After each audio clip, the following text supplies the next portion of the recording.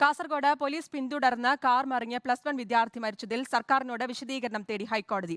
മരിച്ച മുഹമ്മദ് ഫറാസിന്റെ മാതാവ് നൽകിയ ഹർജിയിലാണ് നടപടി. ശ്യാം ദേവരാജ് നൽകും വിശദാംശങ്ങൾ. ശ്യാം, എന്തൊക്കെ കാര്യങ്ങളിലാണ് സർക്കാർ വിശദീകരണം നൽകേണ്ടത്? വലിയ രീതിയിലുള്ള പ്രതിഷേധമുയർന്നൊരു സംഭവമായിരുന്നല്ലോ ഇത്.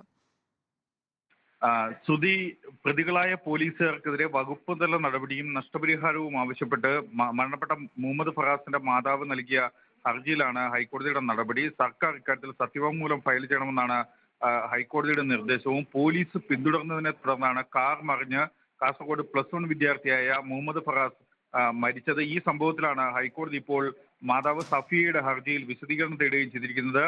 2023 ഓഗസ്റ്റ് മാസം 25-ാം തീയതി വെള്ളിയാഴ്ച ഉച്ചയ്ക്കായിരുന്നു ഈ അപകടമുണ്ടായത്. പോലീസ് പരിശോധന നടത്തുന്നതിനെ തുടർന്ന് വിദ്യാർത്ഥികൾ ഈ കാർ ഓടിച്ചു പോവുകയും തുടർന്ന് പിന്നാലെ ഉണ്ടാവുകയുമായിരുന്നു. ഇത് പോലീസിന്റെ വീഴ്ചയാണ്, കുമ്പള പോലീസിന്റെ വീഴ്ചയാണ് എന്നാണ് ഈ ഹർജിയിൽ പറയുന്ന ഏറ്റവും പ്രധാനപ്പെട്ട ആക്ഷേപം.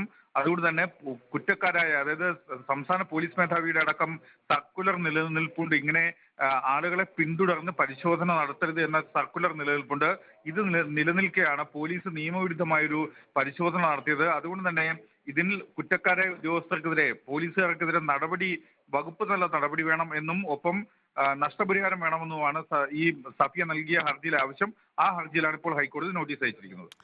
ശരി, കാസർഗോഡ് പോലീസ് പിന്തുടർന്ന് കാർ മറിഞ്ഞ് +1 വിദ്യാർത്ഥി മരിച്ചതിലാണ് സർക്കാരിനോട് വിശദീകരണം തേടിയിരിക്കുന്നത് ഹൈക്കോടതി. വിശദാംശങ്ങളാണ് ശ്യാം ദേവരാജ് നൽകിയത്.